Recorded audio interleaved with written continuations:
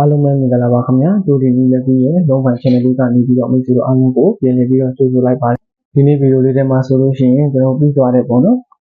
ဒါတာဘေးနေ့ကဆိုလို့ရှိရင်ကျွန်တော်ထုတ်ပေးထားတဲ့ခုံကိုခုံဆိုတဲ့ပေါ့နော်မိတ်ခွက်အတိုင်းပဲဒီဒီများကိုပောက်ကွက်ပြီးရရှိခဲ့ကြတာပါအဲ့တော့ကျွန်တော်ဒီမှာလည်းကနေတို့အပ်ပေးကြတဲ့မိတ်ဆွေများဆိုရင်တော့အတော်လေးပေါ့နော်တင်ကွမ်းပြီးတဲ့အလျောက်အတော်လေးကိုပဲပောက်ကြတာကိုတွေ့မြင်ရပါတယ်အဲ့တော့ကျွန်တော်ဒီမှာကျွန်တော်ရဲ့ channel လေးကိုထည့်ပြီးတော့ခန်းစားကြပြီးပောက်ကြတာလေးကိုတွေ့မြင်ရတဲ့အတွက်ကြောင့်အထူးပဲပေါက်တဲ့မျိုးစင်များနဲ့ထပ်တူအထူးပဲဝမ်းသာပါတယ်ခင်ဗျာမပေါက်တဲ့မျိုးစင်များအနေနဲ့လည်းနောက်ထပ်အချိန်မျိုးမှာအထူးပေါ့နော်ပိုသာပိုင်းမျိုးတွေရှိပါတယ်အဲ့တော့လူကြီးအတင်းပေးတဲ့တောက်ကြပြီးတော့တောက်ကြနေအတွက်ပေါ့နော်လုံးဝတက်ဆိုင်ဗီဒီယိုလေးကလည်းမျိုးစင်တို့အတွက်ဘယ်လိုမျိုးအသုံးဝင်လဲအကျိုးရှိလဲဆိုတာလေးကိုကျွန်တော်ဒီကနေ့ဗီဒီယိုလေးနဲ့တက်ဆိုင်လေးအပြည့်စုံဆွဲပေးထားပါတယ် channel လေးကတော့အသစ်ဖြစ်သွားပါမယ်ပထမတင်ပြချ channel လေးကမျိုးစင်တို့အားလုံးကိုလည်းအထူးပဲအားနာပါတယ်ဆက်ခံထိထားတာဖြစ်တဲ့အတွက်ကြောင့်မို့လို့တင်ပေးလို့မရလို့ကျွန်တော်ဒီ channel အသစ်ကလေးဖွင့်ပြီးတော့မိတ်ဆွေအားလုံးကိုဒီ channel အသစ်လေးကနေပြီးတော့တင်ဆက်ပေးသွားပါမယ်ခင်ဗျာအဲ့တော့မိတ်ဆွေများလေးပဲ like and subscribe ညှိနှိပ်ကြသေးဆိုရင်လည်း like and subscribe နှိပ်ထည့်ပေးဖို့ပြောချင်ပါတယ်ခင်ဗျာအဲ့တော့ရရှိထားတဲ့ကျွန်တော်ရဲ့ဒီတောက်ကြပေးပွဲလေးတော့ပေါ့နော်လုံးပိုင်းအနေနဲ့ကတော့ဒီမှာရှိနေတဲ့65ခွန်ပေါင်းခြင်းကပေါင်းတဲ့အခါမှာဆိုရင်8ပါဝါဒီ3နဲ့83ဆိုတဲ့လုံးပိုင်းမှာဒီမှာထားခဲ့တဲ့ကဏ္ဍဒီ8တိလို့ခါထားခဲ့တဲ့အတွက်ကြောင့်8တလုံးလုံးပိုင်းပေးတဲ့8ပေါင်းတဲ့အခါမှာလည်းဒီ4ပါဝါဒီ9နဲ့4လုံးပိုင်းနဲ့4ဆိုတဲ့ခါကျတော့4တလုံးရှယ်မှန်ခဲ့တယ်ခင်ဗျာပြီးနောက်ထပ်3မိနစ်ပေါ့3မိနစ်ဆက်သွားတဲ့အခါမှာလည်း956ပေါင်းတဲ့အခါမှာဆိုရင်6တိလုံးပိုင်းကို96ဆိုတဲ့ခါကျတော့6တလုံးလုံးပိုင်းမှန်ခဲ့ပါတယ်ခင်ဗျာပြီးနောက်ထပ်တစ်ပင်အနေနဲ့ကတော့44ခွန်ပေါင်းပါတယ်ပေါင်းတဲ့အခါမှာဆိုရင်9ပါဝါဒီ3ညနဲ့9လုံးပိုင်းဒီ305ဆိုတဲ့ခါကျတော့9ရော3ရောလုံးပိုင်းဆက်တိုက်ပြီးခဲ့တယ်မှန်ခဲ့တယ်ပေါ့ခင်ဗျာပြီးကျွန်တော်ဒီဘက်ချမ်းနဲ့တက်ဆက်တဲ့ဆက်ပြီးတော့တွားထားပါတယ်ပင်ရှည် size လေးပါ298ပေါင်း2ခွန်8ပေါင်းတဲ့အခါမှာဆိုရင်ခွန်2လုံးပိုင်းကို6ခွန်ဆိုတော့ခွန်တစ်လုံးလုံးပိုင်းမှန်တယ်ပြီးရင်251ပေါင်းတဲ့အခါမှာဆိုရင်လည်း83လုံးပိုင်းကို63ဆိုတဲ့ခါကျတော့3တလုံးလုံးပိုင်းမှန်ပါလေခင်ဗျာပြီးရင်498ပေါင်းတဲ့အခါမှာလည်း16လုံးပိုင်းကို63ဆိုတဲ့ခါကျတော့6တလုံးပိုင်းဆက်မှန်ခဲ့ပါတယ်အဲ့တော့ခုလိုမျိုးတောက်လျှောက်မှန်လာခဲ့တွေ့လာခဲ့ပေါ့နော်တွက်ဆိုင်လိုင်းလေးကနေပြီးတော့ကျွန်တော်မျိုးစင်များအားလုံးအတွက်တောက်ကြဖို့လေးအတွက်ထုတ်ပေးထားတဲ့ကျွန်တော်ရဲ့3ပိုင်းပြီး499လို့ပေါင်းခြင်းမှာပေါင်းတဲ့အခါမှာဆိုရင်2ပါဝါဒီခွန်နဲ့2ခွန်ဆိုတဲ့လုံးပိုင်းလေးပါခင်ဗျာအဲ့တော့ဒီလုံးပိုင်းလေးကလည်းပဲကျွန်တော်မျိုးစင်များအားလုံးအတွက်ပေါ့နော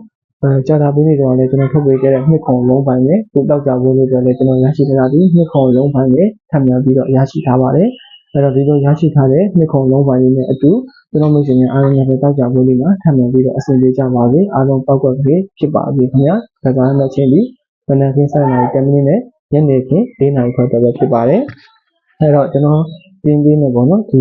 ီလုံးပိုင်းလေးအတွက်ဆောက်ကစားဖို့အတွက်ကျွန်တော်ရရှိထားတဲ့ pipeline မျိုးအောက်ကလေးလည်းပါဝင်ထားပါသေးတယ်ဒီဗီဒီယိုလေးထဲမှာပဲပေါ့နော်အဲ့တော့ pipeline မျိုးအောက်ကလေးသိရှိစေချင်တာဖြစ်တဲ့အတွက်ကြောင့်မို့လို့ဒီဗီဒီယိုလေးကိုလည်းကြည့်ရပြီးဆက်ပြီးတော့ကြည့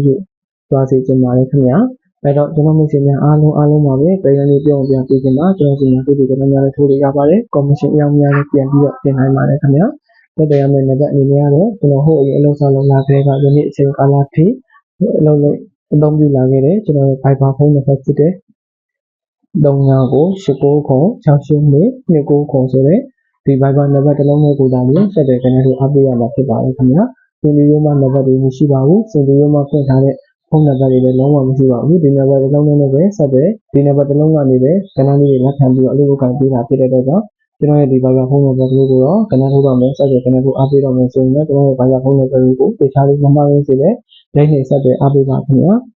အဲ့တော့တခြားလေးမမှားရင်းစေဖို့အတွက်လည်းလက်ရေးစာတမ်းတွေရောအတန်းတွေကတခြားလေးရေးပြဖော်ပြပေးနေတာဖြစ်တဲ့အတွက်ကြောင့်ကျွန်တော်မျိုးစီများအားလုံးမြင်နေတယ်တခြားလေးမမှားရင်းစေတဲ့ရိုက်နေပြီးတော့ဆက်တယ်အားပေးနိုင်ချလိမ့်မယ်လို့လည်းအပြေအဝအသိရှိပါတယ်အကျော်အစားသူစစ်တဲ့စားပါခင်ဗျာကျွန်တော်စီမံလာရောက်ကလည်းအားပေးကြတဲ့မိတ်ဆွေများအားလုံးဒီမိမိထိုးခြင်းအနည်းဆုံးခွဲဆောင်သဘောစားတင်ရှိတာနဲ့ထိုးထားပြီးဖြစ်ကော်မရှင်ရောက်ပြန်နေတဲ့တူပဲဖြစ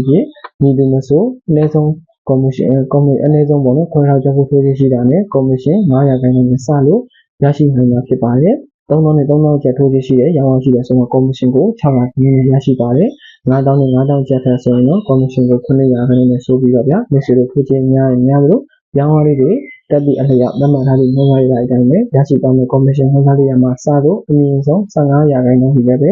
တိုးမြင့်ပြီးတော့လည်းရရှိသွားနိုင်ပါအောင်မယ်အထူးခွင့်အထူးခံစားခွင့်တွေကိုလည်းကျွန်တော်ရဲ့စီမှာလာရောက်ကနေတော့အားပေးကြတဲ့မိတ်ဆွေတွေအားလုံးအတွက်ပြည်ပြည်ဝဝနဲ့မှတ်မှန်ကန်ကန်ကျေးဇူးတင်ဆောင်ပေးထားပါတယ်။အဲ့တော့ကျွန်တော်စီမှာလာရောက်ကနေတော့အားပေးကြတဲ့မိတ်ဆွေတွေအားလုံးပဲဒီအထူးအကျိုးခံစားခွင့်တွေဖြစ်တဲ့ commission ရရှိတဲ့အပိုင်းကိုရောအယောအစားပိုင်းရေးချေပိုင်းနဲ့ပတ်သက်လို့ရောပြည်ပြည်ဝဝမှန်မှန်ကန်ကန်နဲ့ရရှိပိုင်ဆိုင်နိုင်မှာဖြစ်ပါတယ်ခင်ဗျာ။ဒီအတွက်ကြောင့်မိတ်ဆွေများအားလုံးအနေနဲ့လည်းဆက်သွယ်ကနေတော့အားပေးတော့မယ် commission ရောက်ပြန်နေမှာဆိုရင်လည်းကျွန်တော်ရဲ့ပြည်ပြည်မျိုးတွေ fiber phone number ကိုမမီမီရောပဲပေါ့နော်။ယုံကြည်မှုစိတ်ချမှုပြေဝထားပြီးတော့ဆက်သွယ်ကနေတော့အားပေးလိုက်ပါလို့ပဲအထူးပြောချင်ပါတယ်ဖိတ်ခေါ်ချင်ပါတယ်ခင်ဗျာ။အဲ့တော့ကျွန်တော်ရရှိထားတဲ့ပရိလိုင်းလေးပုံစံကတော့ဒီမှာရှိနေတဲ့38ပေါင်းတာပါ။ပေါင်းတဲ့ခါမှာဆိုရင်83ဆိုတဲ့ပရိတ်ကိုရတယ်။တွက်ခဲ့တဲ့ကဏ္ဍက6ခွန်လို့ထပ်ထားဖြစ်တဲ့အတွက်ကြောင့်ပရိလိုင်းဒီ3ပရိတ်လုံးပိုင်းဒီခွန်တလုံးလုံးပိုင်းတွေကို6ခွန်တစ်ခွက်မှန်ခဲ့တယ်။ပြီးရင်65ပေါင်းတဲ့အခါမှာဆိုရင်49ပရိတ်ကိုမှဒီမှာဆိုရင်63ဆိုတဲ့ခါကျတော့9ပရိတ်လုံးပိုင်းဒီ3တလုံးလုံးပိုင်းနဲ့ဆိုပြီးတော့63တစ်ခွက်မှန်ခဲ့ပါတယ်ခင်ဗျာ။ပြီးရင်နောက်ထပ်တစ်ပင်ကတော့18ပေါင်းပါတယ်ပေါင်းတဲ့အခါမှာဆိုရင်94ဆိုတဲ့ပရိတ်ကိုမှဒီမှာဆိုရင်63ဆိုတဲ့ခါကျတော့ပါမရိဝင်နေဆိုရင်9ပရိတ်လုံးပိုင်းဒီ6တလုံးလုံးပိုင်းနဲ့ဆိုပြီးတော့63တစ်ခွက်တတ်ဒီလိုလေးတွေမှန်ခဲ့တယ်ပောက်ခဲ့ကြတယ်ပေါ့ဗျာအဲ့တော့ကျွန်တော်ကစားရမယ့်ဒီတောက်ကြပွဲအတွက်ပရိတ်ကတော့29နှလုံးပေါင်းခြင်းမှာပေါင်းတဲ့အခါမှာဆိုရင်1ပါဝါဒီ6နဲ့16ပရိတ်လို့ရရှိထားခြင်းဖြစ်ပါတယ်အဲ့တော့ရရှိထားတဲ့2ခွန်လုံးပိုင်းကို16ပရိတ်နဲ့မင်းကွက်ထုတ်ကစားဖို့ဆိုရင်တော့2ကို1ပရိတ်ပြောင်းခြင်း2ကိုပြီးလို့ရှိရင်2ကို6ပရိတ်ပြောင်းဆိုရင်တော့2 4ခွန်1ပရိတ်ပြောင်းတော့ခွန်4နဲ့ခွန်6ပရိတ်ပြောင်းဆိုရင်တော့ခွန်9ဆိုတဲ့ဒီမိန်းလေးကွက်လေးပဲဖြစ်ပါတယ်ခင်ဗျာအဲ့တော့ကျွန်တော်ခုဆွဲပြပေးတဲ့ကျွန်တော်ရဲ့ main လေးကွက်ထွက်စာလေးနဲ့အတူအားလုံးလည်းပဲတောက်ကြပွဲလေးမှာအဆင်ပြေကြပါစေဒီလိုမျိုးပေါက်ကြပါစေခင်ဗျာမင်းကြိုက်တင်ခွက်ရွေးချယ်ပေးထားပြီးတော့29တော့ကွက်ကိုပဲရွေးချယ်ပေးထားပါတယ်မိတ်ဆွေများအားလုံးလည်းပဲကျွန်တော်ရဲ့ထွက်စာလေးနဲ့ပေါ့နော်တိတိမင်းလေးနဲ့ဒီပြီးသွားတဲ့ကျန်တော်လေးရလို့ပဲထပ်မံပြီးတော့ရရှိပေးခြင်းပါတယ်အောက်ကကလေးဖြစ်စေခြင်းပါတယ်ခင်ဗျာဒီတော့ကြောင့်မိတ်ဆွေများအားလုံးလည်းပဲဒီလိုမျိုးပေါက်ကြပါစေအားလုံးအဆင်ပြေကြံကောင်းကြပါစေခင်ဗျာ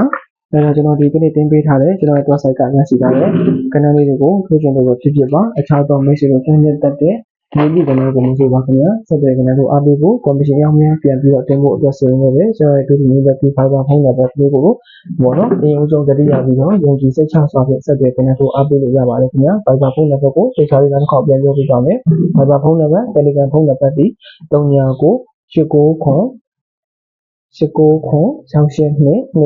ဖြစ်ပါတယ်ခင်ဗျာအဲ့တော့ဆက်တဲ့ကံလို့အားပေးကြပါမိတ်ဆွေများအနေနဲ့လည်းတေချာလေးမြန်မာရင်းစေတဲ့ဆက်တဲ့အားပေးနိုင်ဖို့အတွက်လည်းကျွန်တော်တို့နဲ့လည်းရင်းဆိုင်တိုင်းနဲ့ရောအတန်နဲ့ပါတေချာလေးရေးပြဖော်ပြပေးထားပါတယ်ခင်ဗျာမိတ်ဆွေများအားလုံးအနေနဲ့လည်းတေချာလေးမြန်မာရင်းစေတဲ့ရင်းပြီးတော့ဆက်တဲ့အားပေးနိုင်ကြလိမ့်မယ်ဒီကပြေဝယုံကြည်ပါတယ်ပိတ်ရှင်လေးကတော့မနက်ခင်းမှာဆိုရင်7:50ကညနေခင်းမှာဆိုရင်3:55မိနစ်ဒီကနေ့ဒီချိန်လေးရရှိပါမယ်ခင်ဗျာအဲ့တော့ဆက်တဲ့အားပေးကြမယ့်ကျွန်တော်မိတ်ဆွေများအနေနဲ့လည်းဘောလုံးကဏ္ဍထုတ်တဲ့ချိန်လေးကိုလုံးလုံးလောက်ရရှိတာဖြစ်တဲ့ကြောင့်မိမိတို့ရဲ့ကဏ္ဍလေးတွေကိုလည်းယခုကျွန်တော်တို့ကြားလိုက်တဲ့ပတ်ရှင်တွေမတိုင်းခင်မှာစိတ်ချလက်ချနဲ့ယုံကြည်မှုပြေဝနဲ့ဆက်တဲ့ကဏ္ဍတို့အပ်ပြီးလို့ရပါပြီခင်ဗျာအားလုံးကိုကျေးဇူးတင်ပါတယ်အားလုံးလည်းပဲတောက်ကြပွဲလေးနဲ့ထပ်မံပြီးတော့ဒီလိုမျိုးပေါက်ကြပါစေအားလုံးအဆင်ပြေကောင်းကြပါစေ